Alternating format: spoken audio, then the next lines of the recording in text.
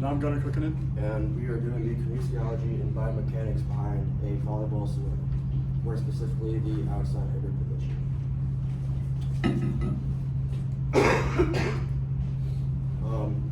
So why did we choose the outside hitter position? We chose it because we both play volleyball, and instead of picking blocking from being middle blocker or setting because I'm a setter, we chose to do what is the most common action or commonly taught action in volleyball, which is the outside swing.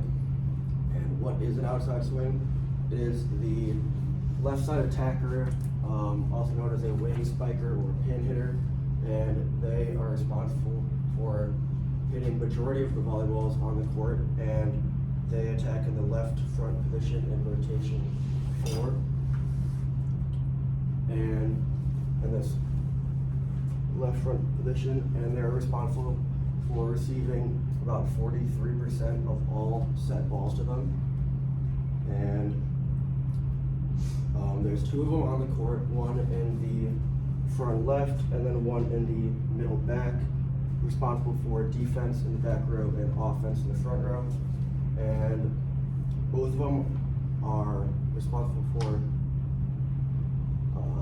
in system attacking, but we're mainly talking about this rotation 4 hitter.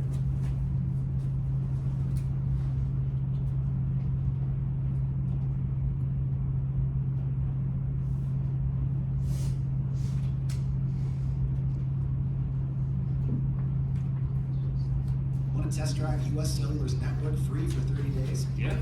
Use this app. Want to do it even faster? Here we go.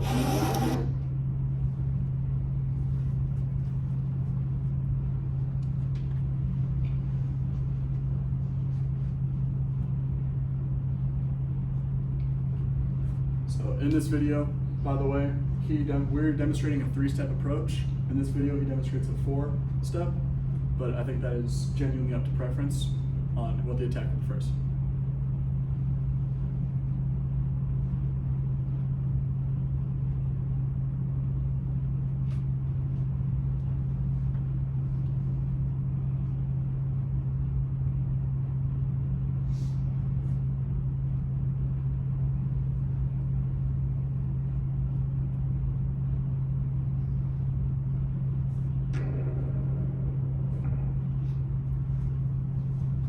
We also have one more video demonstrating. What's up, guys? This is Coach Donnie from Elevate Yourself.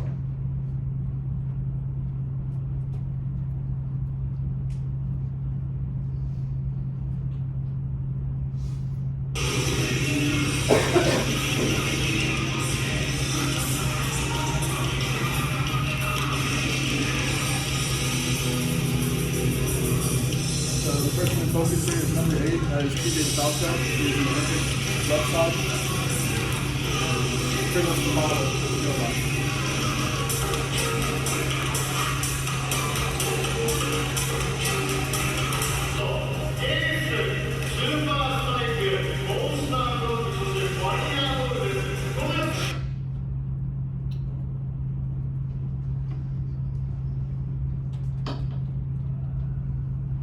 So we broke down the approach into different phases to help better understand the process of it. So the phase 1 is the approach up until the vertical jump. We did a 3-step approach as I previously stated, and I think that is just the easiest way to have a good timing step and also generate enough power to get up to the ball and provide a good contact on it. When you're approaching, the first two steps are going to be slower to kind of read the ball, and the third step is going to be a fast close step to try to get ground and try to cover up until it. If you are a right-handed hitter, which we're going to be talking about throughout this presentation, your approach is going to be left and then right and then left, so you can open up to the setter and see and have a good contact window and area. And then if you are a left-handed hitter, you're going to be flipped, so then you're kind of closed off to him, but you have to do it to be able to generate power.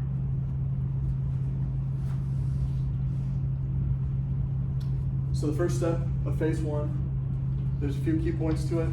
You want your weight to be shifted onto your left leg. You want to be able to have this leg flexed off so you can push off of it.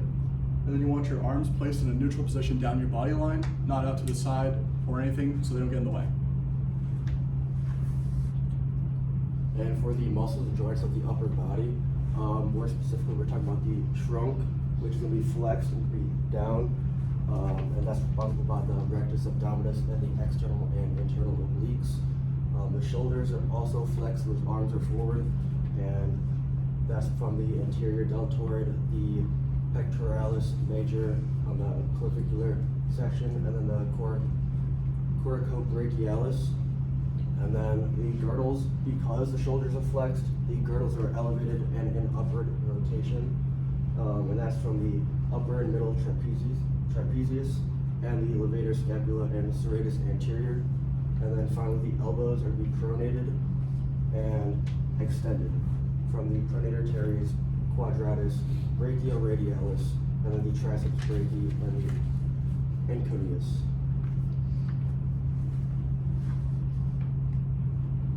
For the lower body, you're going to have the left hip over here in flexion. That's going to be using the iliopsoas, the rectus femoris, the tensor fasciae latae, and the sartorius. The right hip, the one that is back in this image, that's going to be an extension. You're going to be using your gluteus maximus, your bicep femoris, your semitendinosus, your semimembranosus, and your rectus spinae to complete that action. Your right knee joint is going to be an extension in this, as you want your weight to be placed on the other leg.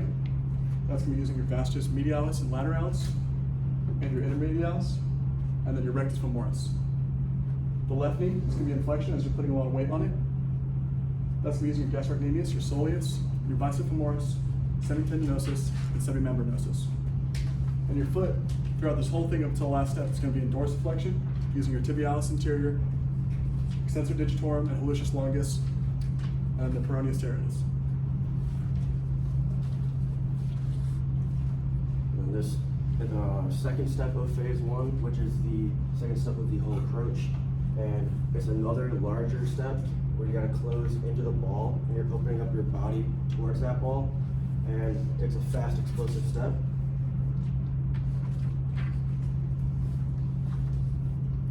And then the upper body section of the muscles and joints again. The trunk is flexed again.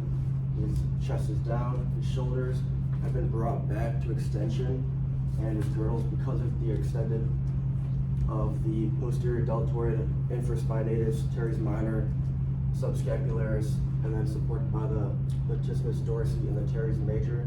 They're depressed in downward rotation from the lower trapezius, the rhomboids, and the pectoralis minor. And then the wrists are pronated still. You're being brought back, and you still want them to be in pronation. And that's from the pronator teres, the pronator quadratus, and the brachioradialis. The lower body, your left hip is going to be an extension. Using the same muscles before, which is the gluteus maximus, the bicep femoris, semitendinosus, semimembranosus, along with the erector spinae. The right hip is going to be in flexion to allow the leg to come through. That's going to be using the iliopsoas, rectus femoris, tensor fasciae latae, and the sartorius. Your right hip is also going to be an external rotation to allow your foot to come around, to allow your body to open up into the setter. That's going to be using your gluteus maximus, quadratic femoris, the piriformis, and the gemelli muscles. Your left knee joint is going to be in flexion. The right and left knee are both going to be in flexion, using the gastrocnemius, the soleus, bicep femoris, semitendinosus, and the semimembranosus. And your foot is still in dorsiflexion, as it will be for all the phases up until the actual jump. The last step is going to be the fastest step, and that's called the amortization step. Is a slight isometric pause at the bottom of the jump before you lift yourself into the air. Some key points is you want your arms to swing back as far as possible to allow yourself to get up as high as possible. You want little to no varus or valgus forces on your knees. You want just a stable base that has just neutral knees. And you want yourself to be balanced on the balls of your feet, not your heels. The upper body muscles and joints, the trunk is back to neutral. It's no longer flexed, and that's because you're from going down into getting low to the ground, you're now about to come back up and change directions. That's from that eccentric motion of going down, going into that concentric, about to go up. And after the shoulders are slightly extended, they're still back, but you're about to move them forward into that next step. Still by the posterior deltoid, intraspinatus, teres minor, subscapularis, latimus dorsi, and teres major. And then the girdles are still slightly depressed and downward rotated from the lower trapezius, the rhomboids, and then the pectoralis minor.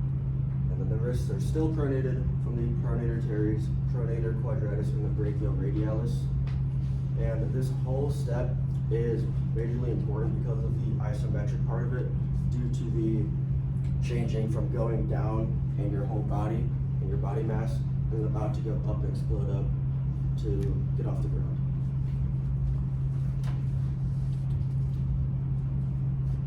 In this step, as both your legs are coming in front of you, both the hips are going to be in flexion using the iliopsoas, the rectus femoris, the tensor fasciae latae, and the sartorius. The foot is still going to be in dorsiflexion, as there's not much movement other than maybe some slight external rotation, but it's nothing to write about. The knees are also going to be both flexed using the gastrocnemius, the soleus, the bicep femoris, the semitendinosus, and the semimembranosus. This allows your body, your legs, to get down to that like eccentric hold into the isometric phase, and then allow you to explode up. Some key points. This is the third phase. This is the vertical actual jump phase. Some key points of this is when your arms are coming up, you want your arms to almost go into like an archer pose. It's like you're pulling back a bow to allow your arm to snap through. Your right shoulder has to be like stretched back, and your left has to be used as a guide hand. If you drop your left, you kind of lose a lot of your accuracy. And then you want to explode up through your feet, through the balls of your feet, and then make sure you use your hands to propel you. And then some muscles about this phase. Your trunk is now extended. You want to bring yourself back. You want to pull yourself up, coming off that ground, and then just slightly rotate to the right, and that's due to opening up with your steps, and then also bringing your chest along with it. And then the shoulders are abducted. They're kind of not out forward or out back. They're now just open up to the sides, ready to open up to that ball. And they're abducted from all three deltoids and then the supraspinatus. And then the girdles are upwardly rotated and elevated from all three traps and then the serratus anterior. And then your left elbow is kind of neutral. It's not really extended or flexed because you don't want it fully straight out. It's not going to help you in any way, and it's not going to be flexed. And the elbow, right elbow, is inflexed and pronation due to the biceps brachii, the brachialis, the brachioradialis, and then the pronator teres and the pronator quadratus. And that is due to you bring that elbow back, you drawing it back, and then that next step, bringing that elbow forward to lead with it, hit with that arm, kind of like how you throw a football, baseball, or anything like that. And then the hands are slightly flexed due to the flexor digitorum superficialis, and then the flexor digitorum profundus, and the flexor pollicis longus, and they're slightly flexed due to you want a ball-shaped hand, and that is due to you want to have good solid hand contact on that ball. And so this would be basically the exact slight flexion of your hand. The lower body is like the explosive phase. You're coming through using your arms. Your hips are going to be an extension to allow your body to come up. That's going to be using the gluteus maximus, the bicep femoris, the semitendinosus, semimembranosus, and the erector spinae. The knee joints are also an extension. That's going to be using the vastus medialis, lateralis, and intermedius, and also the rectus femoris. The foot changes from dorsiflexion to plantar flexion at this stage to allow you to just get more of that explosiveness. I use the gastrocnemius, the soleus, the tibialis posterior, and the flexor hallucis and digitorum longus.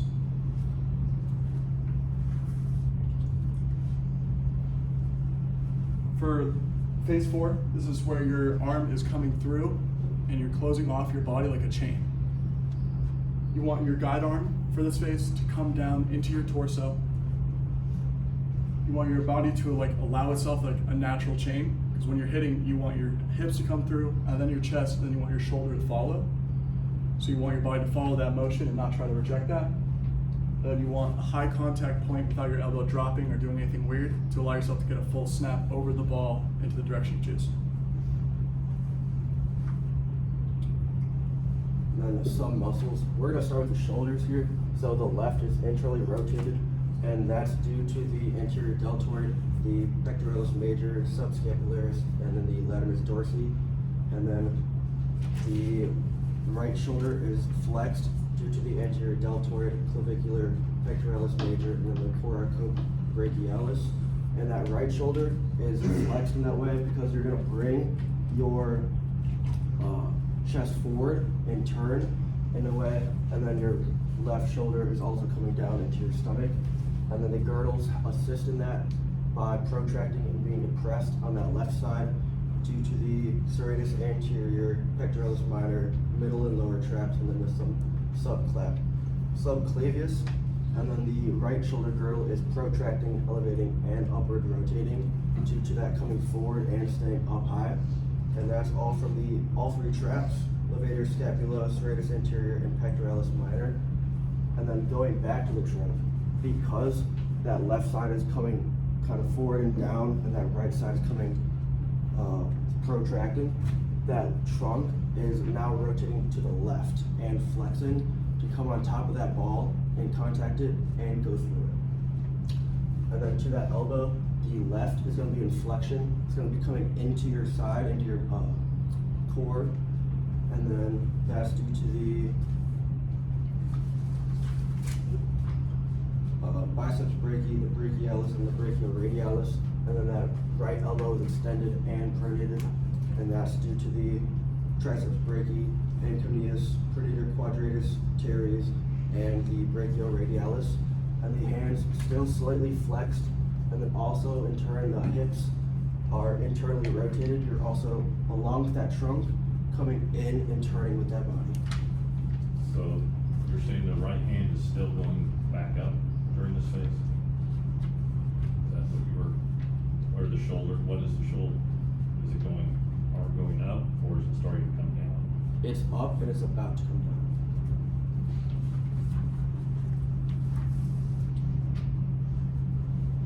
This last phase is the follow-through phase. When you're doing the step, you want to make sure that your arm does not just hit the ball and stop, or that can really lead to a lot of injuries. You want the arm to follow through, almost like you're going from your shoulder down to your other pocket.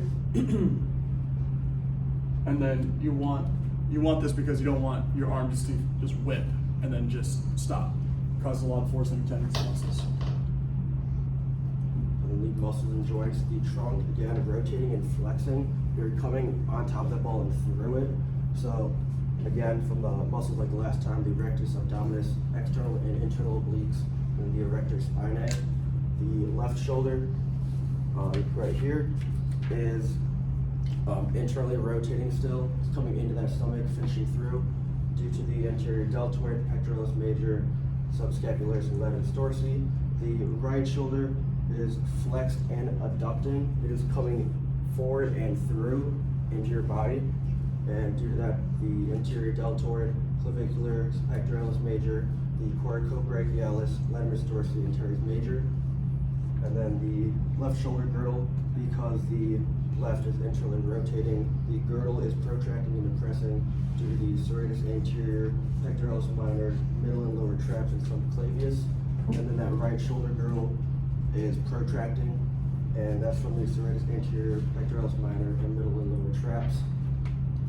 And then your left elbow is still flexed, still coming into that core, just like the last phase. And that's from the biceps brachii, brachialis, and brachioradialis.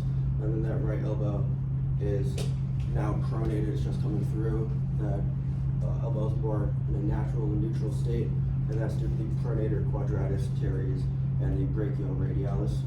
And then your hand is still slightly flexed, just like the last steps.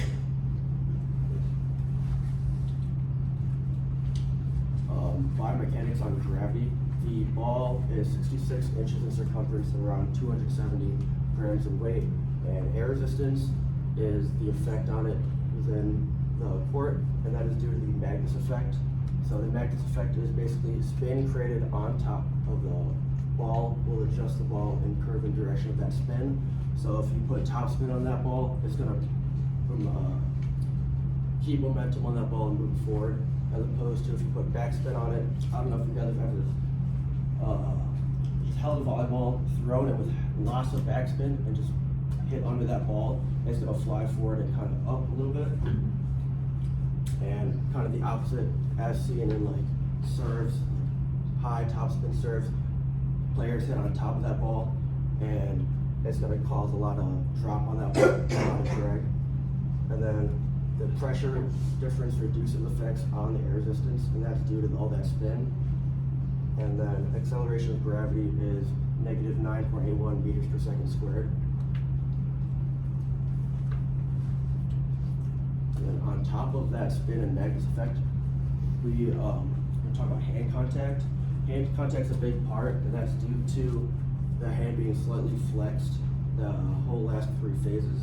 And kind of like what you expect with what I just said earlier about topspin and backspin, but also with kind of side spin on it too. When you're an outside hitter, you don't want to just be hitting straight as what you're facing. You want to also hit different shots as to score the ball. And some of that can be hitting in a different angle as where you're facing, or dropping that thumb to hit away from you. And an easy way to kind of think about it is to think about a clock. If you want to hit over in kind of the left direction, you can hit on top of the 1 and 2 o'clock angle to get on top of that ball on the right side to get over to your left, and vice versa. The 10 and 11 side, dropping that thumb and getting it over to that right, hitting a sharp angle. And this is I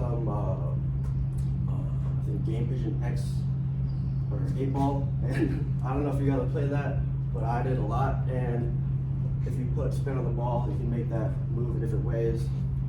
And I think that was a good example, good relatable example to go off of. The next biomechanic force we're going to be discussing is the effect of landing force and the effects on your knees if your knees are in a varus or valgus force. So valgus force is defined as a force that occurs laterally to the knees, so it's like intern. And then, valgus is in, and then varus is like a medial force happening out. If you are landing in either of these stances, you have a much higher risk of injury, as the landing force is going directly out and it's pushing your tendons in your knee outwards, or your ligaments. Some possible injuries related to a valgus force would be an MCL sprain, a patellar dislocation, a meniscus tear, or an ACL sprain. Some possible injuries related to a varus force, an LCL sprain, and a medial meniscus tear.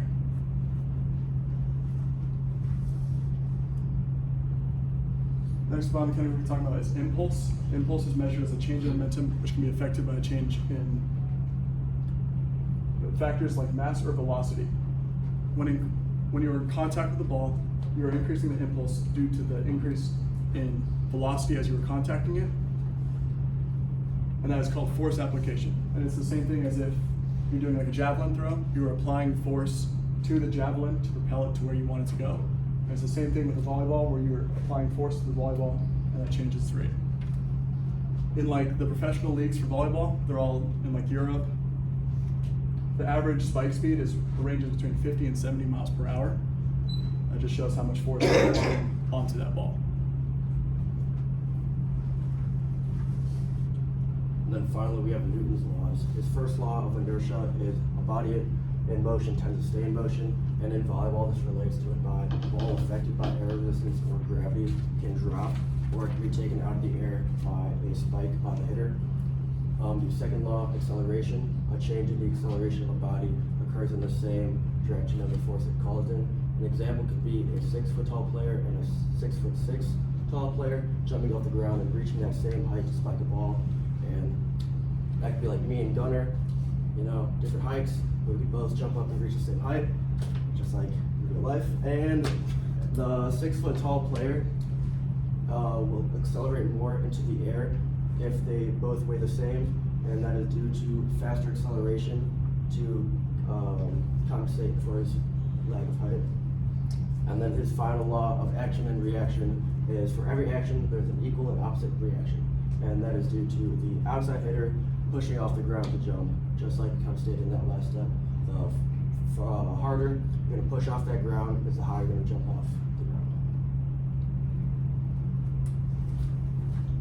And here's our works cited. Thank you.